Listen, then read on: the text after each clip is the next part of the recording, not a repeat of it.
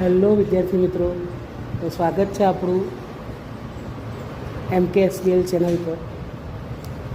આજે આપણે first video lecture બનાવવા જઈ રહ્યા છીએ, જેમાં આપણે ફિઝિક્સના ચેપ્ટર નંબર 1 વિદ્યુતભાર અને વિદ્યુત ક્ષેત્રો વિશે જોવાનું છે. ક્લાસીસમાં આપણે ઓલરેડી વિદ્યુતભાર અને વિદ્યુત ક્ષેત્ર ચેપ્ટર ચલાવી ચૂક્યા, બટ એના રિલેટેડ જે MCQનો પ્રોબ્લેમ હતો એના માટે આ વિડીયો બનાવી રહ્યા છીએ. તો શરૂઆત કરીએ બેટા. ચેપ્ટર નંબર 1 વિદ્યુતભારો અને વિદ્યુત ક્ષેત્રો. સૌ પ્રથમ જોઈએ બેટા, ચેપ્ટરની શરૂઆત થાય છે વિદ્યુતભાર નામના શબ્દ પરથી. વિદ્યુતભાર એટલે શું? તો કોઈપણ પદાર્થના અંતર્ગત ગુણધર્મને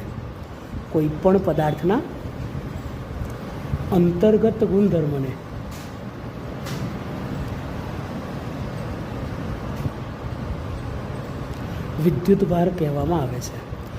કોઈપણ પદાર્થ હોય એના અંતર્ગત ગુણધર્મને વિદ્યુતભાર કહેવામાં આવે છે. સર, તેને શાના વડે દર્શાવાય? તો કે એને ક્યુ વડે દર્શાવાય છે. સર, તેનો SI એકમ શું?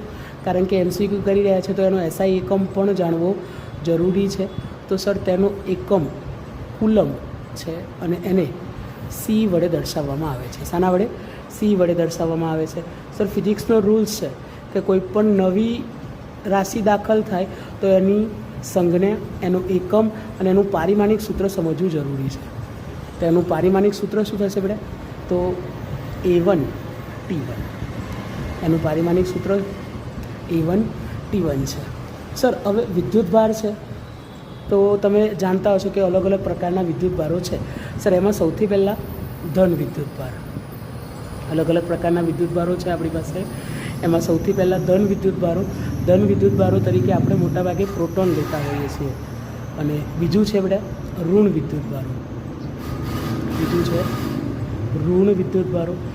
વિદ્યુતભારો તરીકે આપણે મોટાભાગે ઇલેક્ટ્રોન લેતા હોઈએ છીએ. સર, હવે તમારા મનમાં પ્રશ્ન થાય કે આ ધન વિદ્યુતભારો ક્યારે ઉત્પન્ન થાય અને ઋણ વિદ્યુતભારો ઉત્પન્ન થાય, અને થાય તો એ ક્યાંથી ઉત્પન્ન થાય એના વિશે આપણે જરા સમજવાનો પ્રયત્ન કરીએ. તો સર, ધારો કે કોઈ પદાર્થ છે આપણી પાસે, આ પદાર્થની અંદરથી જ્યારે ઇલેક્ટ્રોન દૂર થાય, એટલે કે જ્યારે પદાર્થ ઇલેક્ટ્રોન ગુમાવે ત્યારે એ પોતે ધન વિદ્યુતભારિત બને છે, અથવા તો એ કેવો વિદ્યુતભાર ધારણ કરે છે? ધન વિદ્યુતભાર ધારણ કરે છે. અને જ્યારે ઇલેક્ટ્રોન ગુમાવે તો એની અંદરથી ઇલેક્ટ્રોન ઓછા થઈ જતા હોય છે, એટલે કે એની અંદર ઇલેક્ટ્રોન જેટલું દળ ઓછું થઈ જતું હોય છે. એટલા માટે જ્યારે પણ કોઈ પણ પદાર્થ ઇલેક્ટ્રોન ગુમાવે છે તો એની અંદર દળમાં ઘટાડો જોવા મળે છે. આ વસ્તુ મગજમાં રાખવાની છે બેટા, કારણ કે આપણે આના ઉપરથી એક સૂત્ર સાબિત કરવાનું છે. એટલે સૂત્ર સાબિતી માટે કોન્સેપ્ટ થિયરીનો સમજવો જરૂરી છે. તો જ્યારે કોઈ પણ પદાર્થ ઇલેક્ટ્રોન ગુમાવે છે ત્યારે એ ધન વિદ્યુતભાર ધારણ કરે છે અને એના દળમાં તમને ઘટાડો જોવા મળે છે. પરંતુ સર, જો કોઈ પદાર્થ, એવું જરૂરી તો નથી હંમેશા ઇલેક્ટ્રોન ગુમાવે છે, જો કોઈ પદાર્થ ઇલેક્ટ્રોન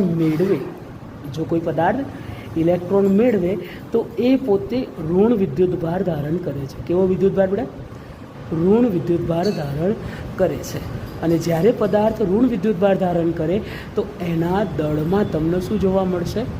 વધારો જોવા મળે છે. કારણ કે જેટલા ઇલેક્ટ્રોન મેળવે છે એટલું એનું દળ વધે છે, એટલે એના દળમાં તમને શું જોવા મળે છે? વધારો જોવા મળે છે. એટલે કે જ્યારે કોઈ પણ પદાર્થ ઇલેક્ટ્રોન મેળવે અથવા તો ઇલેક્ટ્રોન ગુમાવે ત્યારે એના દળમાં તમને શું જોવા મળે છે બેટા? દળમાં ફેરફાર જોવા મળે છે.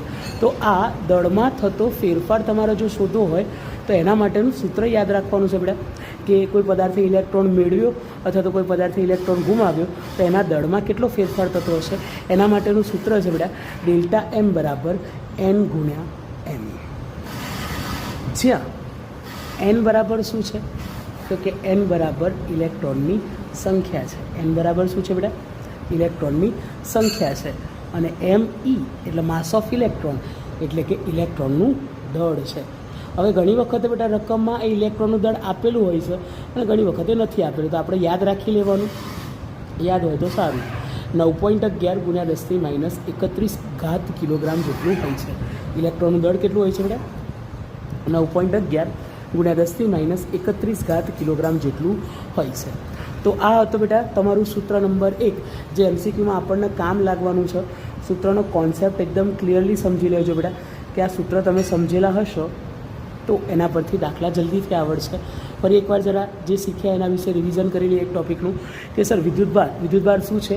તો કે સર કોઈપણ પદાર્થના અંતર્ગત ગુણધર્મોને વિદ્યુતભાર કહેવામાં આવે છે. સર વિદ્યુતભારને ક્યુ વડે દર્શાવવામાં આવે છે. એનો એકમ શું છે? એનો એકમ કુલમ્બ છે. એનું પારિમાણિક સૂત્ર A1 T1 છે. સર વિદ્યુતભારોના કેટલા પ્રકાર છે? તો વિદ્યુતભારોના બેટા 2 પ્રકાર છે, ધન વિદ્યુતભારો અને ઋણ વિદ્યુતભારો. ધન વિદ્યુતભારો તરીકે આપણે મોટાભાગે પ્રોટોન લઈએ છીએ અને ઋણ વિદ્યુતભારો તરીકે આપણે મોટાભાગે ઇલેક્ટ્રોન લઈએ છીએ. જ્યારે કોઈ પણ પદાર્થ ઇલેક્ટ્રોન ગુમાવે છે તો એ પોતે ધન વિદ્યુતભાર ધારણ કરે છે અને એના દળમાં તમને ઘટાડો જોવા મળે છે. જ્યારે કોઈ પણ પદાર્થ ઇલેક્ટ્રોન મેળવે છે તો એ ઋણ વિદ્યુતભાર ધારણ કરે છે અને એની અંદર દળમાં વધારો જોવા મળે છે.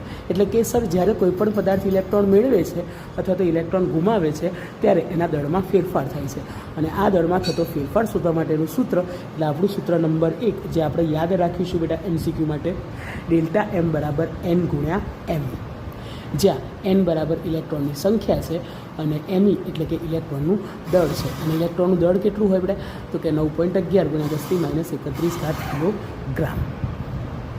આગળ જોઈએ બેટા, આગળનો જે ટૉપિક છે એ છે વિદ્યુતભારનું ક્વોન્ટમીકરણ. આગળનું જે ટૉપિક છે બેટા એનું નામ છે વિદ્યુતભારનું ક્વોન્ટમીકરણ. તમે બેટા થિયરી ભણી ચૂક્યા હશો. હું અત્યારે ફક્ત MCQ માટે વિડીયો બનાવી રહ્યો છું, એટલા માટે થિયરીની હું કંઈ ખાસ ચર્ચા કરતો નથી. તો કોને કહેવાય વિદ્યુતભારનું ક્વોન્ટમીકરણ? તો આપણને ખબર છે કે બેટા કુદરતમાં ઘણા બધા વિદ્યુતભારો અસ્તિત્વ ધરાવતા હોય છે અને એ પૂર્ણાંક સંખ્યામાં જ હોવા જોઈએ. એને જ આપણે વિદ્યુતભારનું ક્વોન્ટમીકરણ કહીએ છીએ. તો વિદ્યુતભારનું ક્વોન્ટમીકરણનું સૂત્ર છે બેટા Q બરાબર NT. કદાચ તમને કોઈ એમ કે T સમયમાં કેટલું ક્વોન્ટમીકરણ થશે એ કદાચ શોધવાનું કે, તો એના માટે પણ તમારે સૂત્ર યાદ રાખવાનું છે Q બરાબર NET. હવે અહીંયા બેટા એક વસ્તુ ધ્યાન રાખવાની છે તમારે, આ ઈનું મૂલ્ય કેટલું લેવાનું બેટા? તો ઈનું મૂલ્ય તમારે 1.6 ગુણ્યા 10 - 19 કુલમ્બ લેવાનું છે. હવે નવું સૂત્ર સર દાખલ થયું છે, આ સૂત્ર નંબર 2 અને આ સૂત્ર નંબર 3. તો નવા સૂત્રની અંદર કોને શું કહેવાય એ પણ ધ્યાન રાખવું જરૂરી છે. તો આ તો મેં તમને સમજાવી દીધું. Q એટલે કે વિદ્યુતભાર, N એટલે કે ઇલેક્ટ્રોનની સંખ્યા. પરંતુ સર આ E શું છે? તો કે Eનું મૂલ્ય ફિક્સ છે બેટા. વિદ્યુતભારનું એક મૂલ્ય ફિક્સ છે, કેટલું? 1.6 ગુણ્યા 10 - 19 કુલમ્બ જેટલું હોય છે. હવે બીજી એક વસ્તુ પણ ધ્યાન રાખવાની છે બેટા, કે જો પ્રોટોન હોય તો પ્રોટોન માટે આપણે Eનું મૂલ્ય ધન લઈશું, પરંતુ જો ઇલેક્ટ્રોન હોય તો ઇલેક્ટ્રોન માટે આપણે Eનું મૂલ્ય ઋણ લઈશું. ડન બેટા? જો પ્રોટોન તો Eનું મૂલ્ય ધન લઈશું અને ઇલેક્ટ્રોન હશે તો Eનું મૂલ્ય ઋણ લઈશું. એટલે કે પ્રોટોન માટે Eનું મૂલ્ય પ્લસ 1.6 ગુણ્યા 10 - 19 કુલમ્બ અને ઇલેક્ટ્રોન માટે Eનું મૂલ્ય માઇનસ 1.6 ગુણ્યા 10 - 19 કુલમ્બ જેટલું હોય છે. ડન? કોઈએ કદાચ સ્ક્રીનશોટ લેવો હોય તો સ્ક્રીન પોઝ કરી કદાચ આજે મેં લખ્યું છે એના નોટ્સ તરીકે તમે સ્ક્રીનશોટ લઈ શકો છો. ચાલો બેટા, તો આગળ વાત કરીએ. ધારો કે આપણી પાસે બેટા 2 પદાર્થ છે. આપણી પાસે 2 પદાર્થ છે. એક પાસે પ્રોટોન હાજર છે, એક પાસે ઇલેક્ટ્રોન હાજર છે. દાખલા તરીકે આની પાસે N1 પ્રોટોન છે અને આની પાસે N2 ઇલેક્ટ્રોન છે. એક પાસે N1 પ્રોટોન છે અને બીજા પાસે N2 ઇલેક્ટ્રોન છે. તો જ્યારે આના પર રહેલો તમારો કુલ વિદ્યુતભાર શોધવો હોય તો ધ્યાન રાખવાનું બેટા કે Q બરાબર N1P પ્લસ N2E. કારણ કે એના પર 2 પ્રકારના વિદ્યુતભારો છે. આપણે કુલ વિદ્યુતભારો શોધવા હોય તો બંને પ્રકારના વિદ્યુતભારોનો શું કરવો પડે? સરવાળો કરવો પડે. N1 પ્રોટોન અને N2 ઇલેક્ટ્રોનનો સરવાળો કરવો પડે. પરંતુ મેં આગળ જ તમને વાત કરી બેટા કે પ્રોટોન પરના વીજભારનું મૂલ્ય E હોય છે અને ઇલેક્ટ્રોન પરના વીજભારનું મૂલ્ય કેટલું હોય છે બેટા? -E હોય છે. સાબિતી તમારે યાદ નથી રાખવાની બેટા, ફક્ત સૂત્ર જ યાદ રાખવાનું છે. ડન? એટલે N1E પ્લસ માઇનસ N2E. જો કોમન કાઢીએ બેટા તો N1 minus N2E. E common કાઢો તો સૂત્ર શું મળ્યું બેટા? Q બરાબર N1 માઇનસ N2E. ઘણી વખતે આ સૂત્રને આ રીતે પણ લેવામાં આવશે. ધ્યાન રાખજો બેટા કે પ્રોટોન N1 એટલે પ્રોટોનની સંખ્યા હતી બેટા, એટલે એને NP લખવામાં આવે છે. N2 ઇલેક્ટ્રોનની સંખ્યા હતી એટલે એને Ne લખવામાં આવે છે. એટલે NP minus Ne into E. તો તમે બંનેમાંથી કોઈ પણ એક સૂત્ર યાદ રાખી શકો છો. બંનેમાંથી ગમે તે એક MCQમાં આવે જ છે. તો આ ટોપિક હતો બેટા વિદ્યુતભારનું ક્વોન્ટમીકરણ, કે જ્યારે કોઈ પદાર્થ પર N1 પ્રોટોન અને N2 ઇલેક્ટ્રોન આવેલા હોય તો એના પર રહેલો કુલ વિદ્યુતભાર શોધવા માટેનું આ સૂત્ર. N1 સ્વરૂપે હોય તો N1 N2 વાળું સૂત્ર વાપરવાનું, અને NP અને Ne સ્વરૂપે હોય તો NP Ne વાળું સૂત્ર વાપરવાનું. ડન બેટા? એટલે તમે કોઈ પણ એક સૂત્રનો આની મદદથી ઉપયોગ કરી શકો. સર, એક વારંવાર શબ્દ આવી રહ્યો છે જે પણ વિદ્યુતભાર ભણીએ ને એમાં, તો એક છે પ્રોટોન અને બીજો છે બેટા ઇલેક્ટ્રોન, અને સાથે સાથે બીજો એક પણ છે બેટા ન્યુટ્રોન. હવે પ્રોટોન અને ઇલેક્ટ્રોન વિશે તમે જાણો તો પ્રોટોન અને ન્યુટ્રોનના સંબંધિત એક પ્રશ્ન પૂછાય છે બેટા કે સર પ્રોટોનનું બંધારણ શું થાય અને ન્યુટ્રોનનું બંધારણ શું થાય? તો પ્રોટોનનું બંધારણ તમારે યાદ રાખવાનું છે બેટા UUD. પ્રોટોનનું બંધારણ તમારે યાદ રાખવાનું છે બેટા UUD, અને ન્યુટ્રોનનું બંધારણ તમારે યાદ રાખવાનું છે બેટા UDD. બરાબર? પ્રોટોનનું બંધારણ આપણે યાદ રાખીશું UUD, અને ન્યુટ્રોનનું બંધારણ આપણે યાદ રાખીશું UDD. ડન બેટા? જ્યાં હવે મનમાં સવાલ થાય સાહેબ આ UUD તમે શું બોલી ગયા કંઈ ખબર ના પડી, પરંતુ આપણા જે બેટા પ્રોટોન અને ન્યુટ્રોન છે એ શાના બનેલા? જેમ બેટા પરમાણુ પ્રોટોન, ન્યુટ્રોન અને ઇલેક્ટ્રોન અને ન્યુક્લિયસથી બનેલો છે, એમ આ પ્રોટોન અને ન્યુટ્રોન ક્વાર્ક્સના બનેલા છે. એમાં U એટલે કે બેટા એને ગુજરાતીમાં કહીએ, એને શું કહેવામાં આવે છે તો કે અપ ક્વાર્ક્સ, અને જે D છે એને શું કહેવામાં આવે બેટા? Down quarks. જે U છે એને અપ ક્વાર્ક્સ અને D એટલે ડાઉન ક્વાર્ક્સ તરીકે ઓળખવામાં આવે છે. Uનું મૂલ્ય કેટલું હોય છે બેટા? 2/3E જેટલું હોય છે, અને Dનું મૂલ્ય -1/3E જેટલું હોય છે. યાદ રહેશે બેટા? તો આ હતું બેટા પ્રોટોનનું બંધારણ અને ન્યુટ્રોનનું બંધારણ. MCQમાં પૂછાય તો આપણે ધ્યાન રાખીશું. પ્રોટોનનું બંધારણ UUD, ન્યુટ્રોનનું બંધારણ UDD, જ્યાં U એટલે કે અપ ક્વાર્ક્સનું મૂલ્ય 2/3E જેટલું હોય છે, અને D એટલે કે ડાઉન ક્વાર્ક્સ એનું મૂલ્ય -1/3 જેટલું હોય છે. ડન બેટા? આ ઉપરાંત બીજી એક વસ્તુ પણ અત્યારથી જ યાદ રાખી લો બેટા કે જે પ્રોટોન અને ન્યુટ્રોન છે એનું દળ લગભગ સરખું છે. લગભગ કહું છું બેટા, આમ તો એક્ઝેક્ટ વેલ્યુ અલગ છે, બટ હાલ આપણા દાખલાઓ પૂરતી એક્ઝેક્ટ વેલ્યુ યાદ નથી રાખવાની, અંદાજિત મૂલ્ય યાદ રાખી લેવાનું બેટા. 1.67 × 10⁻27 કિલોગ્રામ. આ આપણે યાદ રાખીશું બેટા કે પ્રોટોન અને ન્યુટ્રોનનું દળ કેટલું હોય છે? 1.67 × 10⁻27 કિલોગ્રામ. ડન? આગળ વાત કરીએ બેટા, તમે થિયરીમાં ભણ્યા હતા બેટા, યાદ હોય તો કુલમ્બનો નિયમ. હવે કુલમ્બનો નિયમ બે રીતે ભણ્યા છીએ બેટા આપણે. એક છે કુલમ્બના નિયમનું અદિશ સ્વરૂપ અને બીજું છે સદિશ સ્વરૂપ. તો અત્યારે હાલ આપણે વાત કરી રહ્યા છીએ બેટા ફક્ત કુલમ્બના નિયમની અદિશ સ્વરૂપની.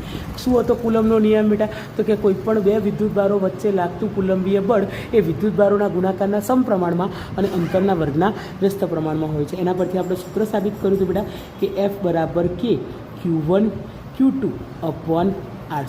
દાખલા તરીકે આ વિદ્યુતભાર Q1 હોય, આ Q2 હોય, અને એમની વચ્ચેનું અંતર R હોય તો એના માટે કુલમ્બનો નિયમ આપણે આ અનુસાર લખી શકીએ. F બરાબર K Q1 Q2 / R². Done બેટા? ઓકે સર, અહીંયા આ K શું છે? મનમાં પહેલો જ પ્રશ્ન થાય તો બેટા Kનો કુલમ્બીય અચળાંક કહેવામાં આવે છે. શું કહેવામાં આવે છે બેટા? કુલમ્બીય અચળાંક કહેવામાં આવે છે, અને એનું મૂલ્ય યાદ રાખવાનું છે બેટા. કેટલું હોય છે? 9 × 10⁹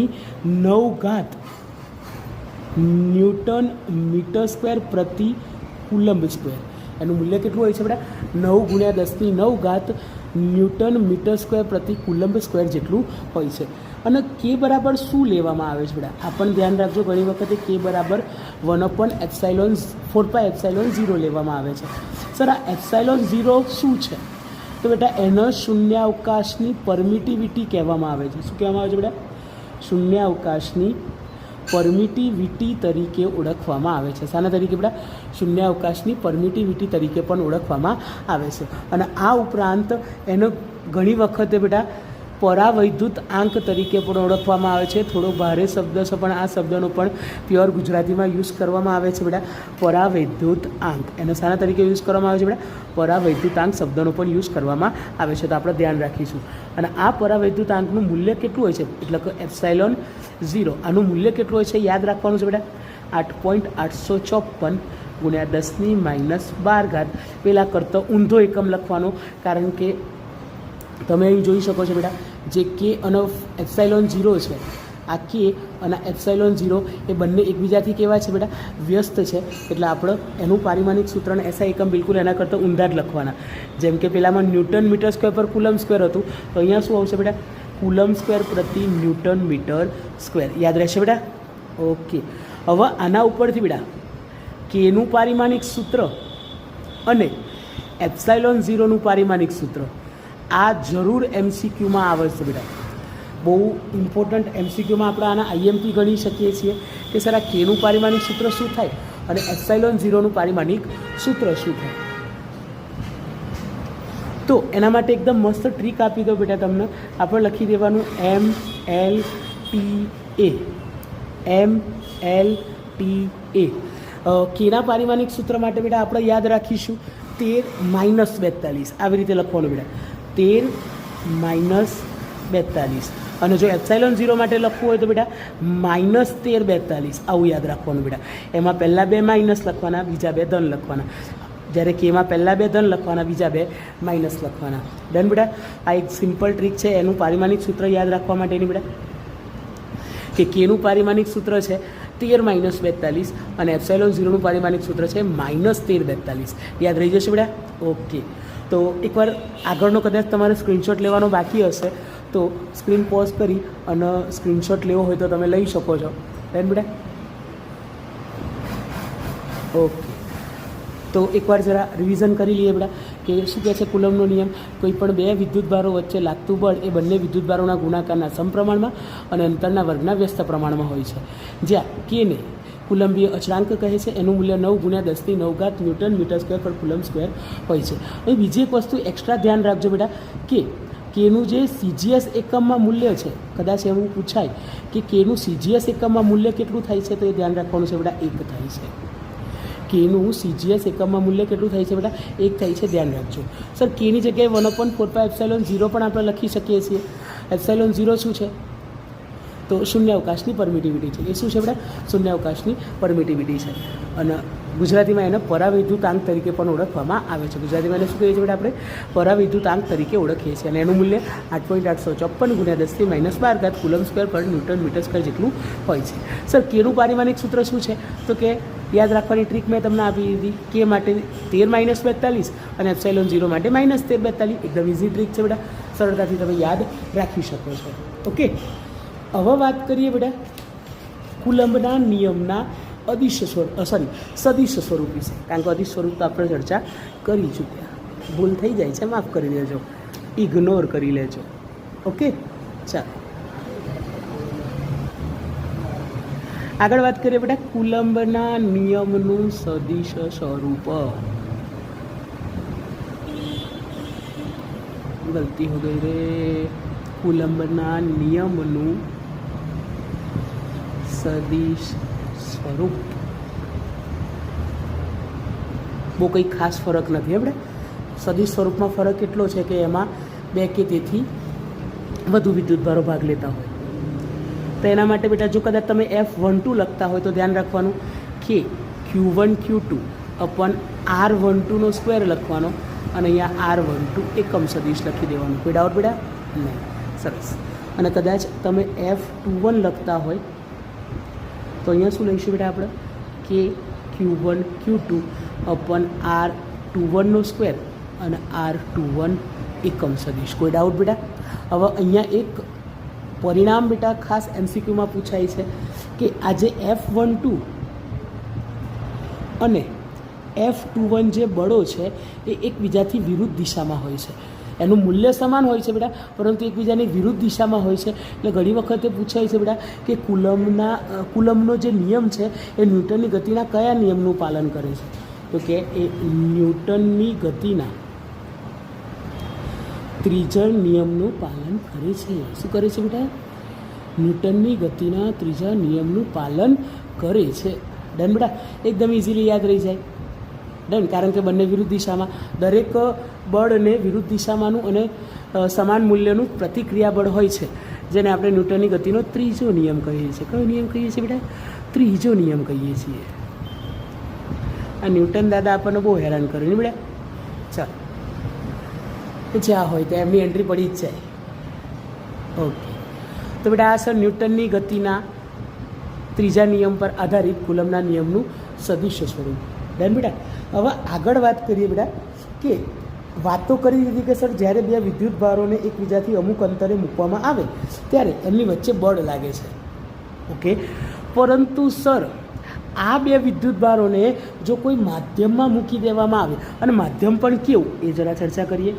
તો કે બેટા કે ડાઇલેક્ટ્રિક અચળાંક ધરાવતા, આ ડાઇલેક્ટ્રિક અચળાંક શું છે બેટા, એના વિશે હું બીજા ચેપ્ટરમાં ડિટેલમાં ચર્ચા કરીશ.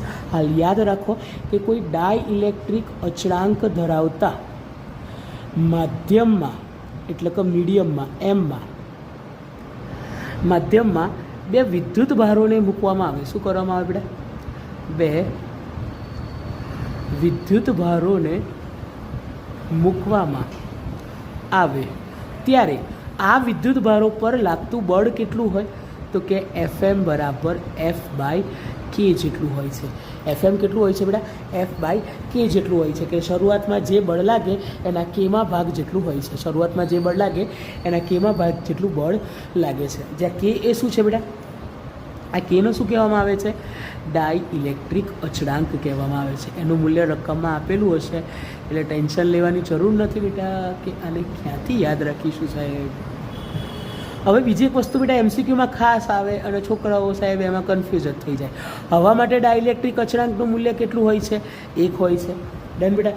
પછી અવાહક પદાર્થ, અવાહકને બેટા આપણે ઇન્સ્યુલેટર તરીકે પણ ઓળખીએ, એટલે હું કૌંસમાં લખી દઉં છું, કદાચ કન્ફ્યુઝ ના થવાય. અવાહકનો ઇન્સ્યુલેટર પણ કહેવાય. અને એના માટે કેનું મૂલ્ય કેવું હોય છે બેટા? તો એના માટે કેનું મૂલ્ય 1 કરતાં મોટું હોય છે. એના માટે કેનું મૂલ્ય કેવું હોય છે બેટા? 1 કરતાં મોટું હોય છે. એટલે હવા માટે ડાઇલેક્ટ્રિક અચળાંક કેનું મૂલ્ય 1 હોય છે, જ્યારે અવાહક એટલે કે ઇન્સ્યુલેટર માટે એનું મૂલ્ય કે 1 કરતાં મોટું હોય છે. અને જો કોઈ સુવાહક પદાર્થ હોય, સુવાહકને બેટા આપણે કંડક્ટર્સ કહીએ છીએ. શું કહીએ છીએ? કંડક્ટર્સ. ઓકે, તો કે નું મૂલ્ય ઇન્ફિનિટી હોય છે. એટલે કેવું હોય છે બેટા? અનંત હોય છે. MCQમાં આવી શકે છે, તો ધ્યાન રાખજો બેટા આ વસ્તુ. ઓકે, તમને MCQમાં એ સવાલ પૂછી શકાય છે કે સર આ કેટલા હોય છે? હવા માટે ડાઇલેક્ટ્રિક અચળાંકનું મૂલ્ય 1 હોય છે, અવાહક માટે 1 કરતાં મોટું હોય છે, અને સુવાહક માટે અનંત હોય છે. કોઈ ડાઉટ છે બેટા? નહીં. તો કદાચ આનો સ્ક્રીનશોટ લેવાનો બાકી હોય તો એક સ્ક્રીનશોટ લઈ લો. સરસ બેટા. તો આપણે આગળના ટૉપિકની ચર્ચા કરીએ, જેનું નામ છે બેટા વિદ્યુત ક્ષેત્ર. જેનું નામ છે બેટા વિદ્યુત ક્ષેત્ર. ઠીક હે?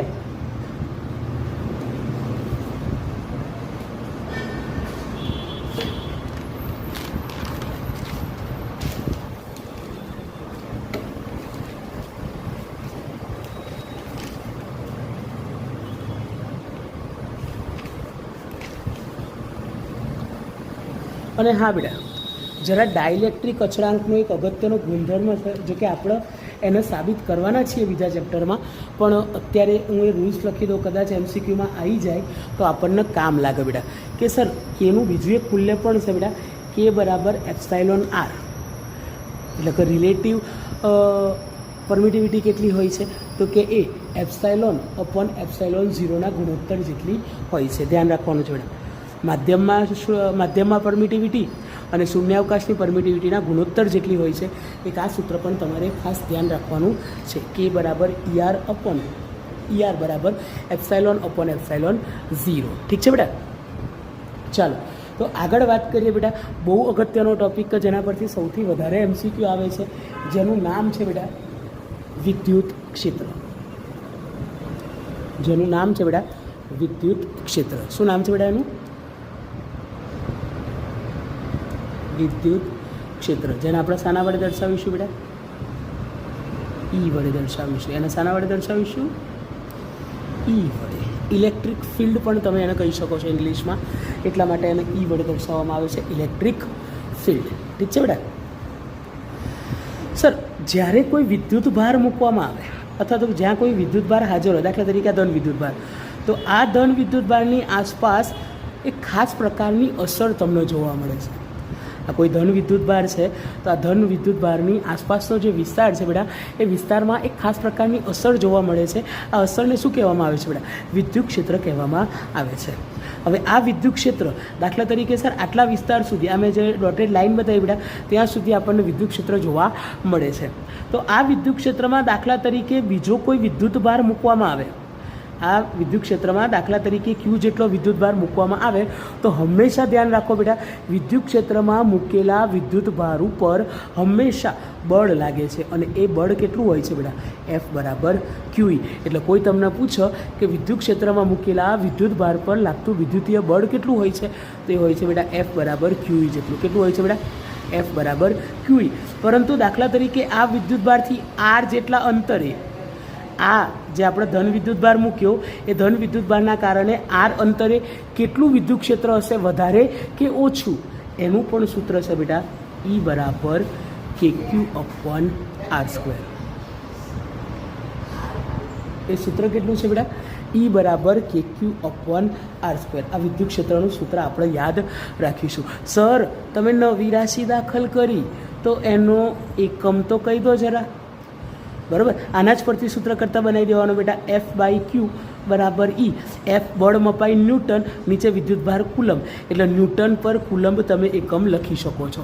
અથવા બીજો પણ એકમ લખી શકો છો બેટા, વોલ્ટ પર મીટર. સર, આ વોલ્ટ પર મીટર એકમ ક્યાંથી આવ્યો એ પણ હું તમને સાબિત કરી બતાવીશ જ્યારે આપણે સેકન્ડ ચેપ્ટર ભણીશું, વિદ્યુત સ્થિતિમાન અને કેપેસિટન્સ, ત્યારે હું તમને આ વોલ્ટ પર મીટર એકમ ક્યાંથી આવ્યો એ હું તમને સમજાવી દઈશ.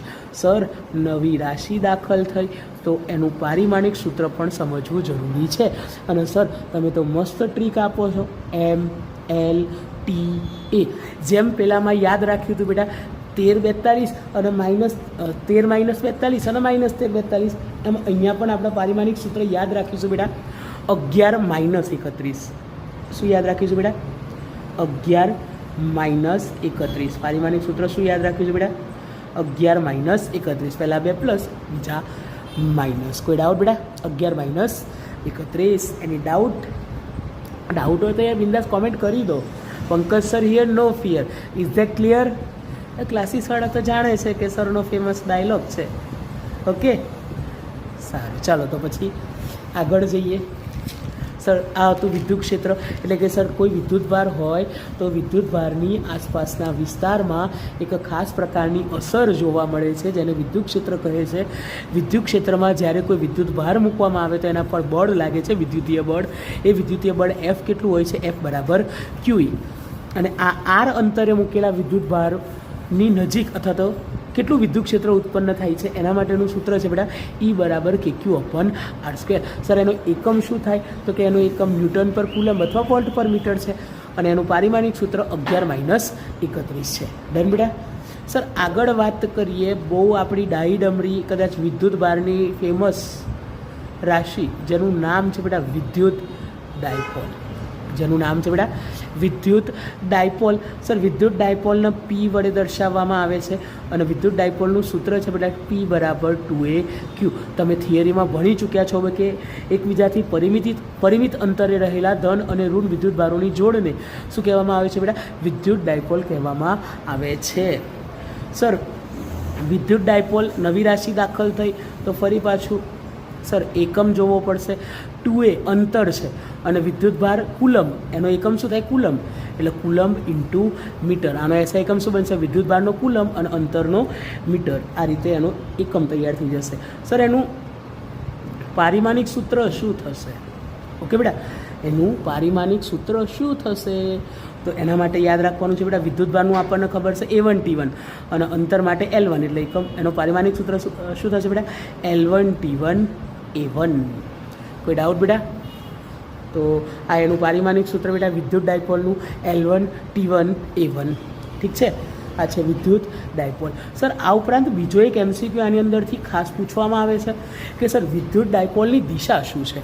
તો વિદ્યુત ડાયપોલની દિશા છે બેટા ઋણ વિદ્યુત ભારથી ધન વિદ્યુત ભાર તરફ. કિથે? ઋણ વિદ્યુત ભાર તરફથી ધન વિદ્યુત ભાર તરફ એની દિશા હોય છે. કઈ બાજુ બેટા? ઋણ વિદ્યુત ભારથી ધન વિદ્યુત ભાર તરફ એની દિશા લેવામાં આવે છે.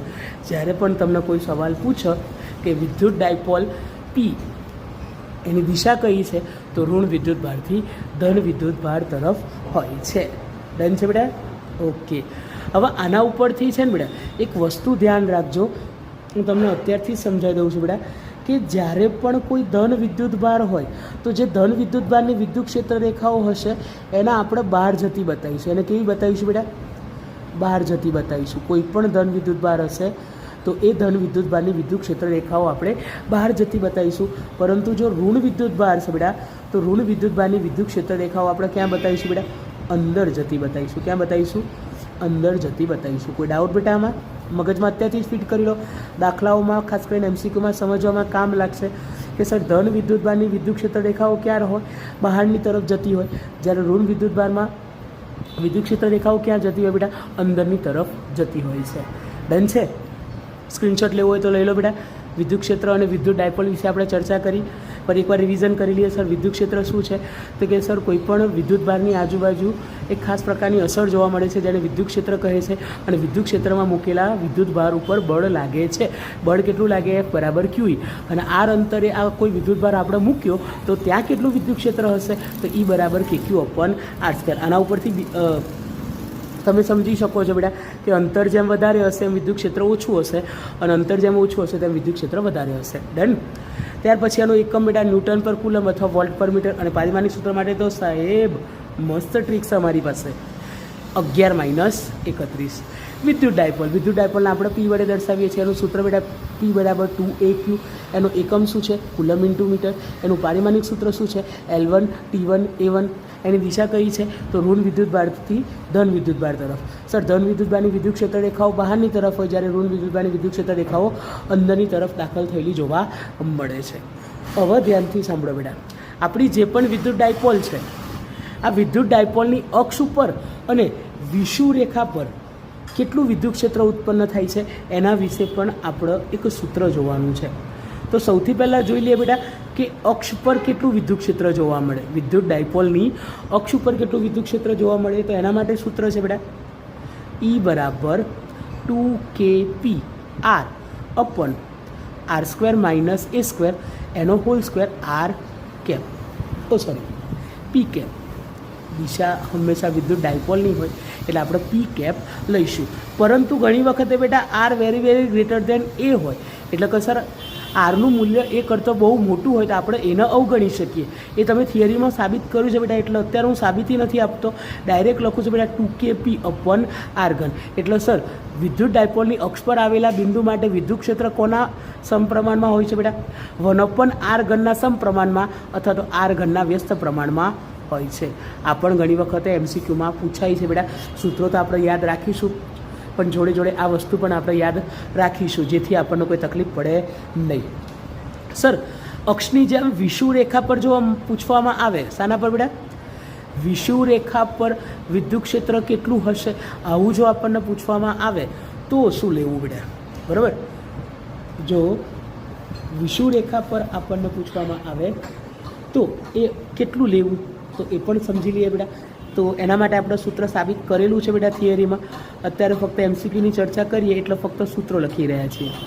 R² + A² એની કેટલી ઘાત આવે બેટા? 3/2 ઘાત અને અહીંયા આવશે P કેપ. ડન બેટા. અને કદાચ જો R very greater than A હોય તો સૂત્ર શું લખી શકીએ બેટા? E બરાબર -kP/R3 P કેપ. ડન બેટા. કોઈ કન્ફ્યુઝન હોય તો કોમેન્ટ કરતા રહેજો, જવાબ હું આપતો રહીશ. ડન. ચાલો હવે બીજી એક વસ્તુ ધ્યાન રાખવાની છે બેટા. અહીંયા આના પરથી પણ ઘણી વખતે MCQ આવી જતો હોય છે કે સર અક્ષ ઉપર રહેલા બિંદુ માટે આ E અને P વચ્ચેનો જે ખૂણો છે, E અને P વચ્ચેનો જે ખૂણો છે એ કેટલો રાખવો? તો કે 0 ડિગ્રી. એ ખૂણો કેટલો રાખવાનો છે બેટા? 0 ડિગ્રી રાખવાનો છે. જો તમને એવું પૂછવામાં આવે કે અક્ષ પર રહેલા બિંદુ માટે E અને P વચ્ચેનો ખૂણો કેટલો છે બેટા? તો કે 0 ડિગ્રી છે. પરંતુ જો વિષુવરેખા પર તમને પૂછવામાં આવે કે E અને P વચ્ચેનો ખૂણો કેટલો છે બેટા, તો એ તમારે લખવાનો છે 180 ડિગ્રી. એ કેટલો લખવાનો છે બેટા? 180 ડિગ્રી લખવાનો છે. સર જેમ અક્ષ ઉપર વિદ્યુત ક્ષેત્ર 1/r ઘનના સમપ્રમાણમાં હોય છે એમ અહીંયા મૂલ્ય -1/r ઘનના સમપ્રમાણમાં હોય છે. આ પણ બેટા ઘણી વખતે MCQમાં પૂછવામાં આવે છે, એટલે આપણે ધ્યાન રાખીશું. ઠીક છે, ચલો હવે આગળ વાત કરીએ બેટા. બહુ જ ઇમ્પોર્ટન્ટ ટૉપિક છે. આઈ નો કે અહીં જગ્યા છે, બટ એ ટૉપિક હું એક જ પેજમાં લખવા માગું છું. એટલે આનો તમારે જો સ્ક્રીનશોટ લેવો હોય બેટા તો સ્ક્રીનશોટ લઈ લો, કે જેથી આપણે આગળના ટૉપિકની ચર્ચા કરી શકીએ.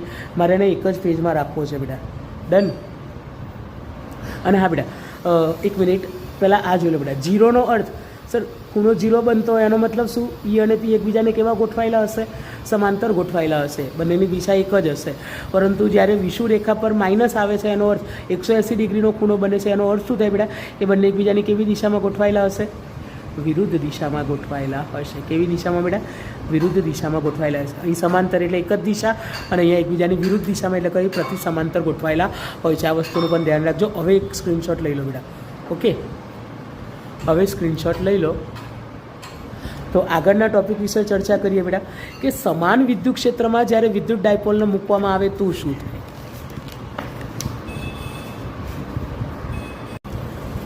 ઓકે, તો ચાલો બેટા આગળ વાત કરીએ સમાન વિદ્યુત ક્ષેત્રમાં મૂકેલ વિદ્યુત ડાયપોલ વિશે. કે કોઈ જગ્યાએ સમાન વિદ્યુત ક્ષેત્ર હોય અને આ વિદ્યુત ક્ષેત્રમાં વિદ્યુત ડાયપોલ મૂકેલી હોય તો એની જુદી જુદી વર્તણૂક જોઈએ બેટા. એમાં સૌથી પહેલાં ચર્ચા કરીએ બેટા ટોર્ક વિશે. તો સમાન વિદ્યુત ક્ષેત્રમાં મૂકેલા પદાર્થ પર કેટલું ટોર્ક લાગે છે? તો તે કેટલું લાગે બેટા? ટોર્ક ટાઉ બરાબર P ક્રોસ E. હવે આની સાબિતી હું આપી ચૂક્યો છું બેટા, એટલે અત્યારે ચર્ચા નથી કરતો એના વિશે. તો ટોર્ક ટાઉ બરાબર PE સાઇન થીટા. કેટલું ટોર્ક લાગે છે બેટા? PE sine theta. જ્યાં થીટા એ શું છે બેટા? તો કે P અને E વચ્ચેનો ખૂણો છે. થીટા શું છે બેટા? P અને E વચ્ચેનો ખૂણો છે. ડન બેટા? તો આ ટોર્ક માટે યાદ રાખીશું બેટા. સર આ ઉપરાંત સ્થિતિ ઉર્જા કેટલી હોય? તો સોરી, સ્થિતિ ઉર્જા બરાબર P ડોટ E. પણ એ કેવી હશે બેટા? ઋણ હશે. ધ્યાન રાખજો. અને આને કદાચ અલગ કરશો તો શું લખી શકાય બેટા? PE cos theta. U બરાબર -P ડોટ E એટલે કે PE કોસ થીટા લખી શકાય. ડન બેટા? હવે સર વિદ્યુત ક્ષેત્રમાં મૂકેલી વિદ્યુત ડાયપોલને દાખલા તરીકે જો તમે થીટા 1 ખૂણેથી થીટા 2 ખૂણા સુધી ભ્રમણ કરાવો તો શું થાય? તો સ્વાભાવિક વસ્તુ છે બેટા. જો એને ભ્રમણ કરાવવામાં આવે તો સર એના માટે શું કરવું પડે બેટા? એના માટે કાર્ય કરવું પડે. તો ભ્રમણ કરાવતા થયેલું કાર્ય કેટલું હોય એનું પણ આપણે સૂત્ર યાદ રાખીશું બેટા કે થયેલું કાર્ય W બરાબર કેટલું હશે બેટા? તો કે PE cos theta 1 minus cos theta 2. જ્યારે એને થીટા 1 ખૂણેથી થીટા 2 ખૂણે સુધી ભ્રમણ કરાવવામાં આવે ત્યારે થયેલું કાર્ય W બરાબર PE cos theta 1 minus cos theta 2 જેટલું હશે. બીજી એક વસ્તુ ધ્યાન રાખવાની છે બેટા, ઘણી વખતે MCQમાં પૂછાય છે કે વિદ્યુત ડાયપોલને મહત્તમ સ્થાયી અવસ્થામાં લઈ જવા માટે સ્થાયી અવસ્થા સુધી લઈ જવા માટે ખૂણો કેટલો રાખવો જોઈએ? તો એના માટે ધ્યાન રાખીશું બેટા કે ખૂણો કેટલો રાખવામાં આવે છે? 0 ડિગ્રી રાખવામાં આવે છે. ખૂણો કેટલો રાખવામાં આવે છે બેટા? 0 ડિગ્રી. અને કદાચ તમને એવું પૂછવામાં આવે કે મહત્તમ અસ્થાયી અવસ્થા માટે ખૂણો કેટલો રાખીશું? મહત્તમ અસ્થાયી અવસ્થા માટે ખૂણો કેટલો રાખીશું? તો કે થીટા બરાબર 180 ડિગ્રી રાખીશું. ઠીક છે બેટા? એટલે સર P અને E વચ્ચેનો ખૂણો જો 0 એટલે કે બંને જો એકબીજાને સમાંતર ગોઠવાયેલા હશે તો આપણને મહત્તમ સ્થાયી અવસ્થા પ્રાપ્ત થશે. અને મહત્તમ અસ્થાયી અવસ્થામાં P અને E વચ્ચેનો ખૂણો 180 ડિગ્રી છે. એનો મતલબ એકબીજાને વિરુદ્ધ દિશામાં ગોઠવાયેલા હશે. ઠીક છે બેટા? ચાલો, તો આ તો બેટા સમાન વિદ્યુત ક્ષેત્રમાં મૂકતા જુદા જુદા ગુણધર્મો, જેમ કે ટોર્ક કેટલું હોય તો કે પી સાઇન થીટા, પી ક્રોસ ઈ જેટલું, સ્થિતિ ઉર્જા યુ કેટલી હોય તો કે માઇનસ પી ડોટ ઈ એટલે કે પીઈ કોસ થીટા જેટલી, માઇનસ પીઈ કોસ થીટા જેટલી.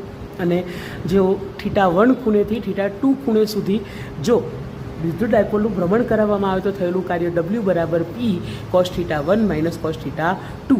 અને અહીંયા મહત્તમ સ્થાયી અવસ્થા પ્રાપ્ત કરવા માટે θ0 રાખવો જોઈએ અને મહત્તમ અસ્થાયી અવસ્થા પ્રાપ્ત કરવા માટે θ બરાબર 180 ડિગ્રી હોવો જોઈએ.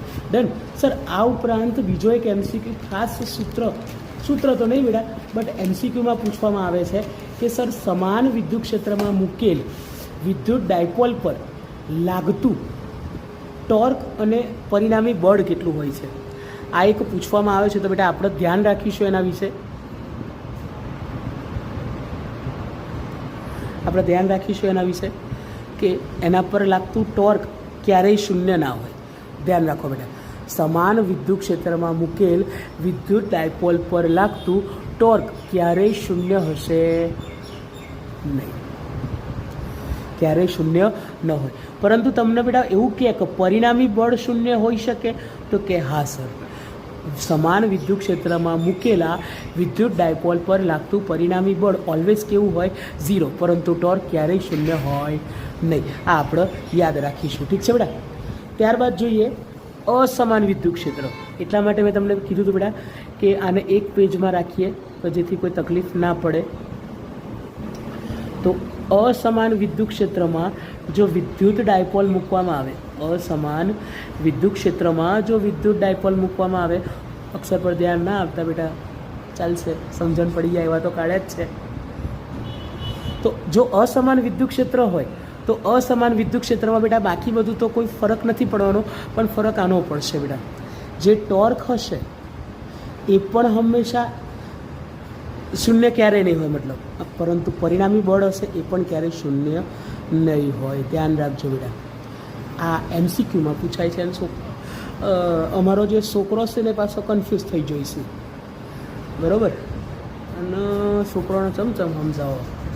ચાલો, તો ધ્યાન રાખીશું બેટા કે સમાન વિદ્યુત ક્ષેત્રમાં મૂકેલ જે વિદ્યુત ડાયપોલ હોય એના માટે ટોર્ક ક્યારેય શૂન્ય ના હોઈ શકે, ઇઝ નોટ ઇક્વલ ટુ 0, પરંતુ પરિણામી બળ શૂન્ય હોઈ શકે, એટલે કે ઇઝ ઇક્વલ ટુ 0.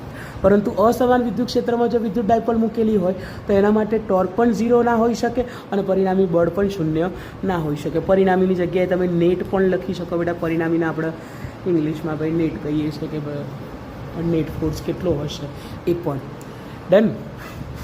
તો બેટા સ્ક્રીનશોટ લેવો હોય તો લઈ લેજો કે સમાન વિદ્યુત ક્ષેત્રમાં અથવા તો અસમાન વિદ્યુત ક્ષેત્રમાં વિદ્યુત ડાયપોલ મૂકેલી હોય તો એના પર કેટલું બળ લાગે, કેટલું ટોર્ક લાગે, કેટલું કાર્ય થાય, કેટલી સ્થિતિ ઉર્જા હોય, દરેક વિશે આના પરથી પણ MCQ આવી શકે છે. અને વિડીયો બહુ લોંગ થઈ ગયો છે બેટા, તો હજી પણ આપણે ઘણા બધા સૂત્રો ચર્ચા કરવાની બાકી છે. એ સૂત્રોની ચર્ચા આપણે વિડીયોના સેકન્ડ પાર્ટમાં કરીશું. અને જો કદાચ વિડીયો ગમ્યો હોય તો લાઈક કરવાનું ના ભૂલતા. તમને એવું લાગ્યું હોય કે વિડીયો ઇન્ફોર્મેટિવ હતો, કામ લાગે એવો છે, તો પોતાના મિત્રો અથવા તો પરિવારજનો સાથે શેર કરવાનું ના ભૂલતા. ધોરણ 10, 11 અને 12, હાલમાં 11-12 સાયન્સના આપણે વિડીયો મૂકતા રહીશું. એવા આગળ ઘણા બધા વિડીયો તમને મળતા રહેશે, એટલે તમે ચેનલને પણ સબસ્ક્રાઈબ કરી લેજો, જેથી આવનારા બધા જ વિડીયોની માહિતી તમને અમારી મળતી રહે. ડન. અને એવું લાગે કે સર કંઈ ભૂલ છે, બોલવામાં કંઈ ભૂલ થઈ ગઈ હોય તો બિંદાસ તમે કોમેન્ટમાં જણાવી શકો છો કે સર તમારી આ ભૂલ હતી. ભૂલને સુધારવાનો પ્રયત્ન જરૂર કરીશું. ઓકે. અને MKSBL ચેનલમાં ફરી મળીશું. ત્યાં સુધી good bye. Have a good day and thank you so much for watching. તમારો કિંમતી સમય અમને આપવા માટે ખૂબ ખૂબ આભાર.